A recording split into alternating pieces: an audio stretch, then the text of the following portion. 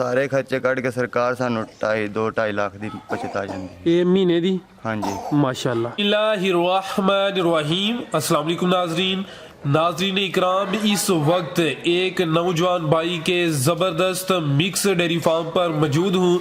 इनके पास pure Australian नस्ल की गाय है जो 30-35 किलो रोज़ाना का दूध देती हैं। इसके अलावा इन्होंने देसी नस्ल की भैंसें भी रखी हुई हैं। इनके मुताबिक नीली से ज़्यादा इनको मज़ा देसी भैंसों में आया है। तो आज की इस वीडियो में इस नौजवान भाई के तजर्बा से फ़ायदा उठाते हुए इनके फार्म और डेयरी फार्मिंग के मतलब एक ज़बरदस्त कीमती इंटरव्यू किया जाएगा। वीडियो को मुकम्मल लाजमी देखें, इंशाअल्लाह अज़्ज़वजल फ़ायदा ज़रूर होगा। वीडियो को लाइक करें, शेयर करें, कमेंट करें और चैनल को सब्सक्राइब कर लें। तो चलिए स्टार्ट करते हैं आज का अपना ये इंटरव्यू। अस्सलाम वालेकुम। वालेकुम सलाम। प्यारे भाई की हाल है? ठीक ठाक भाई जी। की ना है भाई दा? मुजम्मल अब्बास। मुजम्मल साहब किन्ने अरसे तू मज्जां दा काम करदे हो पे? बचपन तो। माशाल्लाह नस्ल दर नस्ल ही करदे हो पे? हाँ जी। ते ये काम कैसा है? काम अच्छा है। इस टाइम किन्ने जानवर जे? जानवर इस टाइम साढ़े को 60-65 हैं। माशाल्लाह। ते केड़े केड़े जानवर ने? जानवर गाइयां ने आस्ट्रेलियन, प्योर ने? Pure Australian. ते मज्जां केड़ियां ने? मज्जां देसी जे। किन्नियां मज्जां ते किन्नियां गावां ने? 5 मज्जां जे ते 20 गाइयां ने साढ़े को। माशाल्लाह, यानी जिन्नियां मज्जां ने उन्नियां ही तकरीबन गावां ने। गावां ने। कुछ लोग सिर्फ मज्जां रखदे ने, कुछ गावां रखदे ने। ਹਾਂਜੀ। ਤੁਸੀਂ ਮੱਝਾਂ ਵੀ ਰੱਖੀਆਂ ਨੇ, ਗਾਵਾਂ ਵੀ ਰੱਖੀਆਂ ਨੇ। ਹਾਂਜੀ। ਇਹਦਾ ਤੁਹਾਨੂੰ ਕੋਈ ਖਾਸ ਫਾਇਦਾ ਵੀ ਹੁੰਦਾ ਹੈ? जी बड़ा फायदा है। ਕੀ ਫਾਇਦਾ ਹੁੰਦਾ ਹੈ? जिते असीं 20 मज्जां चुनने उत्ते 7 गाइयां ਦਾ ਉਹਨਾਂ ਦੋ ਕੱਢਨੇ। ਮਾਸ਼ਾਅੱਲਾ। ਹਾਂਜੀ। ਗਾਵਾਂ ਦਾ ਹਾਈਐਸਟ ਦੁੱਧ ਕਿੰਨਾ ਹੈ? ਜਿਹੜੀ ਤੁਹਾਡੀ ਸਭ ਤੋਂ ਚੰਗੀ ਗਾਂ ਹੈ ਉਹ ਜ਼ਿਆਦਾ ਤੋਂ ਜ਼ਿਆਦਾ ਕਿੰਨਾ ਦੁੱਧ ਦਿੰਦੀ ਹੈ? ਟਾਈਮ ਦਾ ਜੇ 16 ਕਿਲੋ ਇੱਕ ਗਾਂ ਦਾ ਤੇ ਦੋਵਾਂ ਟਾਈਮਾਂ ਦਾ ਇੱਕ ਗਾਂ 32 ਕਿਲੋ ਦੁੱਧ ਕਰਦੀ ਪਈ ਹੈ। ਇਹ ਦੋ ਟਾਈਮ ਚ ਹੁੰਦੇ ਹੋ? ਹਾਂਜੀ। ਤੇ ਜਿਹੜੀ ਸਭ ਤੋਂ ਚੰਗੀ ਮੈਂ ਹੈ ਉਹ ਰੋਜ਼ਾਨਾ ਦਾ ਕਿੰਨਾ ਦੁੱਧ ਕਰਦੀ ਹੈ? 11 ਕਿਲੋ ਟਾਈਮ ਦਾ। ਉਹਨੂੰ ਕਿੰਨੀ ਦੇਰ ਹੋ ਗਈ ਸੋਇਆ?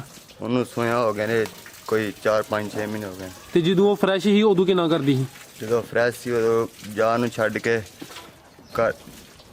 ਛੱਡ ਕੇ ਦਿੰਦੀ ਸੀ ਸਰਕਾਰ 7 ਕਿਲੋ 8 ਕਿਲੋ ਦੁੱਧ ਟਾਈਮ ਦਾ ਦੇ ਛੱਡ। ਇੱਕ ਟਾਈਮ ਦਾ? ਹਾਂਜੀ। ਯਾਨੀ 15-16 ਕਿਲੋ ਇੱਕ ਦਿਨ ਦਾ ਦਿਹਾੜਦੀ ਸੀ? ਦੇ ਛੱਡਦੀ ਸੀ। ਤੇ ਜਿਹੜੀਆਂ ਗਾਵਾਂ ਨੇ ਉਹ ਪਿਓਰ ਨੇ ਜਾਂ ਕਰਾਸ ਨੇ? ਪਿਓਰ ਨੇ। ਪਿਓਰ ਗਰਮੀ ਵਿੱਚ ਮਸਲਾ ਨਹੀਂ ਕਰਦੀਆਂ? ਨਹੀਂ ਕਰਦੀਆਂ। ਗਰਮੀ ਚ ਕਿੰਜ ਉਹਨਾਂ ਨੂੰ ਬਚਾਉਂਦੇ ਹੋ ਗਰਮੀ ਤੋਂ? ਗਰਮੀ ਤੋਂ ਨਾ ਸਰਕਾਰ ਆ ਬਰਾਂਡੇ 'ਚ ਇੱਥੇ ਖੁੱਲੀਆਂ ਛੱਡ ਛੜੀਆਂ ਆਪਣੀ ਮਰਜ਼ੀ ਨਾਲ ਬਰਾਂਡੇ 'ਚ ਬਹਿੰਦੀਆਂ ਨੇ, ਬਾਹਰ ਬਹਿੰਦੀਆਂ ਨੇ, ਜਿੱਥੇ ਉਹਨਾਂ ਦਿਲ ਕਰੇ ਬਹਿੰਦੀਆਂ ਨੇ। ਤੇ ਕੋਈ ਪੰਖੇ ਵੀ ਲਾਏ ਜੇ? ਹਾਂਜੀ ਪੱਖੇ ਵੀ ਲੱਗੇ ਨੇ। ਤੇ ਤੁਸੀਂ ਜਿਹੜੀਆਂ ਆਸਟ੍ਰੇਲੀਅਨ ਗਾਵਾਂ ਨੇ ਕਿੱਥੋਂ ਖਰੀਦੀਆਂ ਨੇ ਜਾਂ ਕਿੱਥੋਂ ਮੰਗਵਾਈਆਂ ਨੇ? ਇਹ ਡੇਅਰੀ 'ਚ ਮੰਗਵਾਈਆਂ ਜੀ। ਕਿਹੜੀ ਡੇਅਰੀ ਚੋਂ? ਸਾਈਵਾਲ।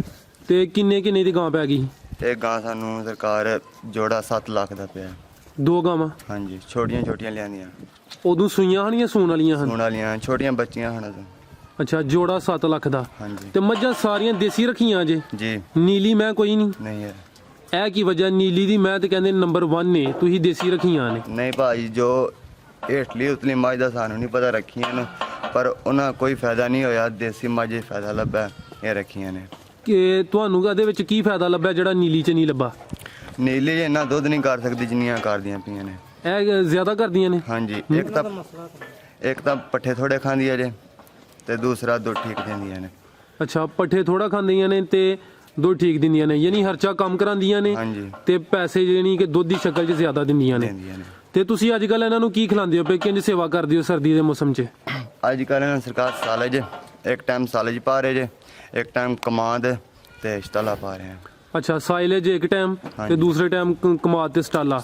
ਤੇ ਦੋਵੇਂ ਟਾਈਮ ਸਾਈਲੇਜ ਕਿਉਂ ਨਹੀਂ ਇਸਤੇਮਾਲ ਕਰਦੇ? ਇੱਕ ਟਾਈਮ ਕਿਉਂ ਕਰਦੇ ਹੋ? ਸਰਕਾਰ ਡਾਕਟਰਾਂ ਨੇ ਲਿਖਣਾ 2.5 ਕਿਲੋ ਫੀ ਡੰਗਰ ਨੂੰ ਪਾਣਾ ਕਰਨਾ ਹੈ। ਇਸ ਤੋਂ ਜ਼ਿਆਦਾ ਨਹੀਂ ਪਾਣਾ? ਇਸ ਤੋਂ ਜ਼ਿਆਦਾ ਨਹੀਂ ਪਾਣਾ। ਅੱਛਾ, ਯਾਨੀ ਸਵੇਰ ਦੇ ਟਾਈਮ ਫੀ ਜਾਨਵਰ 2.5 ਕਿਲੋ ਸਾਈਲੇਜ। ਹਾਂਜੀ। ਤੇ ਦੂਸਰੇ ਟਾਈਮ ਕਮਾਦ ਤੇ ਸਟਾਲਾ ਕਿੰਨਾ? ਕਮਾਦ ਤੇ ਸਟਾਲਾ ਜਿੰਨਾ ਖਾ ਸਕਣ ਖੁੱਲ ਕੇ।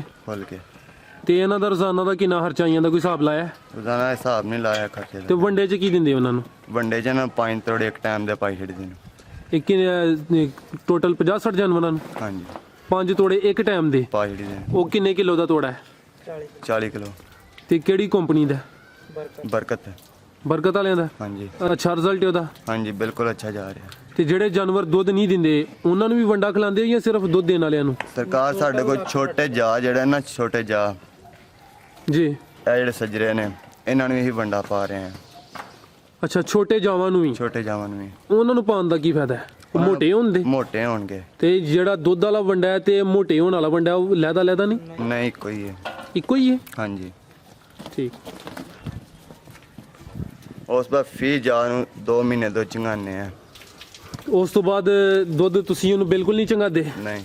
ਉਹ ਫਿਰ ਪੱਠਿਆਂ ਤੇ ਲੱਗ ਜਾਂਦਾ ਹੈ? ਪੱਟਿਆਂ ਦੇ ਲਾਹੜੀ ਦਾ ਵੰਡਾ ਤੇ ਮਸਾਲਾ ਪਾ ਰਹੇ ਇਹਨਾਂ ਨੂੰ। ਤੇ ਜਿਹੜੇ ਛੋਟੇ ਜਵਾਨ ਨੇ ਜੀ, ਇਹਨਾਂ ਨੂੰ ਆਪਣੇ ਫਾਰਮ ਤੇ ਰੱਖ ਕੇ ਜਵਾਨ ਕਰਕੇ ਫਰੋਖਤ ਕਰਦੇ ਹੋ ਜਾਂ ਛੋਟੀ ਉਮਰ 'ਚ ਸੇਲ ਕਰ ਦਿੰਦੇ ਹੋ? ਛੋਟੀ ਉਮਰ 'ਚ ਸੇਲ ਕਰ ਦਿੰਦੇ ਕਿੰਨੇ ਮਹੀਨੇ ਤੇ ਕਰਦੇ ਹੋ?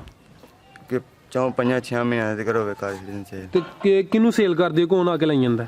ਵਪਾਰੀ ਆਉਂਦੇ ਨੇ ਤੇ ਲੈ ਕੇ ਜਾਂਦੇ ਨੇ। 4-5 ਮਹੀਨੇ ਦਾ ਜਿਹੜਾ ਮੱਝ ਦਾ ਜਾਬ ਹੈ ਉਹ ਕਿੰਨੇ ਦਾ ਸੇਲ ਹੁੰਦਾ ਹੈ ਤੇ ਜਿਹੜਾ ਗਾਂ ਦਾ ਜਾਬ ਹੈ ਉਹ ਕਿੰਨੇ ਦਾ ਸੇਲ ਹੁੰਦਾ ਹੈ?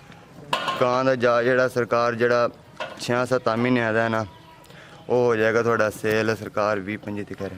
ਅੱਛਾ। ਤੇ ਜਿਹੜਾ ਮੱਝ ਦਾ ਜਾ ਹੈ, ਉਹ ਤੁਹਾਡਾ ਸਰਕਾਰ ਜਾਏਗਾ ਸਸਤਾ। ਉਹ ਕਿੰਨਾ ਸਸਤਾ? ਕਿੰਨੇ ਕੁ ਦਾ ਜਾਏਗਾ? ਛੋਟੇ ਹੁੰਦੇ ਨੇ ਨਾ ਤੇ 20 ਤੱਕ ਟੁੱਟ ਜਾਂਦੇ ਨੇ। ਅੱਛਾ, ਉਹ 20 ਤੱਕ। ਹਾਂਜੀ।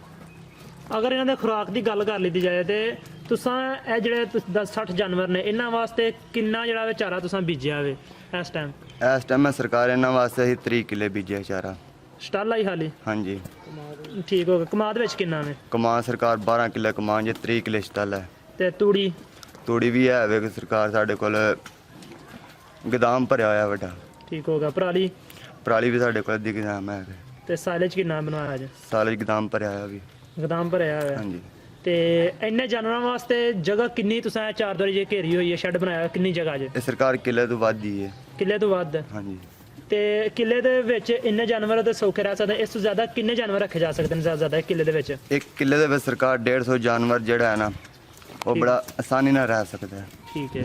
ਅੱਛਾ, ਅਸਾਂ ਬਜ਼ੁਰਗਾਂ ਤੋਂ ਸੁਣਿਆ ਹੈ ਕਿ ਡੰਗਰਾਂ ਵਾਸਤੇ ਕੱਚੀ ਜਗ੍ਹਾ ਹੋਣੀ ਚਾਹੀਦੀ ਤੇ ਅਸੀਂ ਵੀ ਵੇਖਣਾ ਸਾਰੀ ਪੱਕੀ ਜਗ੍ਹਾ ਤੁਹਾਡੀ ਹੈ। ਇਹਦੀ ਕੀ ਵਜ੍ਹਾ, ਖਾਸ ਵਜ੍ਹਾ? ਇਹਦੀ ਖਾਸ ਵਜ੍ਹਾ ਇਹ ਹੈ ਸਰਕਾਰ ਇੱਕ ਤਾਂ ਹਵੇਲੀ 'ਚ ਸਾਡਾ ਜਿਹੜਾ ਥਾਂ ਹੈ ਨਾ, ਇਹ ਪੱਕੀ ਸਾਰੀ ਸ਼ੁਰੂ ਤੋਂ ਬਣਾਈ ਗਈ ਹੈ ਤੇ ਇੱਥੇ ਹੁਣ ਕੱਚਾ ਥਾਂ ਐਸਾ ਕੋਈ ਨਹੀਂ ਜਿਹੜਾ ਜਿੱਥੇ ਰੱਖੀਏ।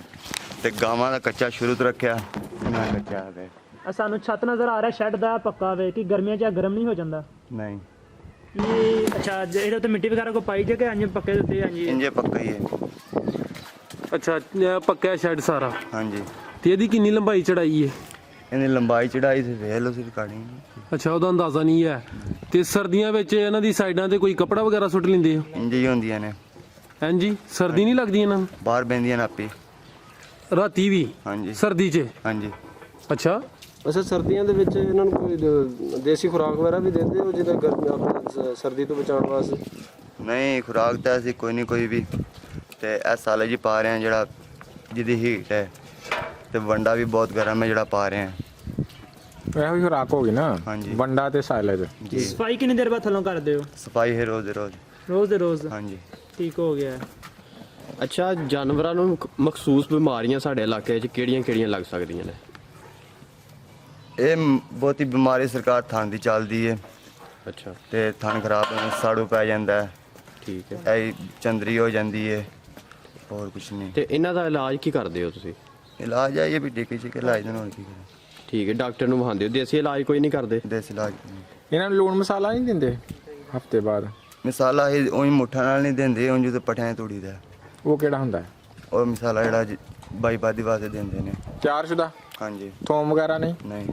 ਇੰਜੀ ਤਿਆਰਸ਼ੁਦਾ ਲੈ ਆਉਂਦੇ? ਹਾਂਜੀ। ਤੇ ਖੁੱਲਾ ਪਠਿਆਂ ਤੇ ਤੋੜ ਛੜੀਦਾ। ਸਾਲ 2 ਸਾਲਾਂ ਪਿਛਲਿਆਂ 'ਚ ਕੋਈ ਜਾਨਵਰ ਨੁਕਸਾਨ ਹੋਇਆ? ਕੋਈ ਮੱਝ ਮਰੀ ਹੈ? ਨਹੀਂ। ਕੱਟੇ ਬੱਚੇ? ਛੋਟਾ ਇੱਕ ਜਾ ਮਰਿਆ। ਬਾਕੀ ਇੰਜੀ ਸਹੀ ਚੱਲਦਾ ਪਿਆ? ਹਾਂਜੀ। ਅੱਛਾ, ਸਾਲੇ ਜੇ ਇਸਤੇਮਾਲ ਕਰਦੇ ਹੋ ਤੇ ਸਾਲੇ ਦੇ ਵਿੱਚੋਂ ਅਕਸਰ ਹਾਂ ਸੁਣਿਆ ਜਿਹੜੇ ਸਾਲੇ ਇਸਤੇਮਾਲ ਜ਼ਿਆਦਾ ਕਰਦੇ ਨੇ ਉਹਨਾਂ ਨੂੰ ਦੁੱਧ 'ਚ ਬੋ ਆਉਂਦੀ ਹੈ, ਕੀ ਵਜ੍ਹਾ ਹੈ? ਆਉਂਦੀ ਤੁਹਾਡੇ ਦੁੱਧ 'ਚ ਵੀ ਬੋ?